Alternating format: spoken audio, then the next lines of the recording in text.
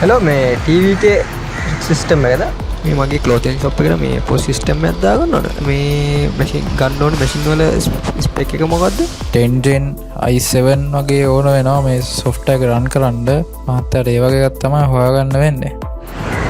ඉතර යන්න නම් නෑ මේ දවස්වල මේ උඩ බජට් එක පොඩ්ඩක් අඩු කරගන්න පුළුවන් නම් හොඳයි.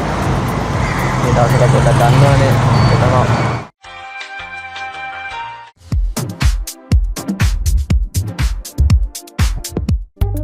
තාම උනා කරනවා දන්න පරක්කුත් වෙනවා සයියෝ බජට් එකට ගත්තා වගේ නෙමෙයි ඉර වෙනවා නෙමේ ඒක බිලක්වත් දාගන්න ටෝටල් එක පෙන්නන්නේ ලැප්ටොප් එකක් ගන්න ඕනේ මේ ටීවී software එකට පොඩ්ඩක් ඉන්න හෙලෝ මේ software එක හිර වෙලානේ මොකද්ද මේ රීසෙට් කරන්න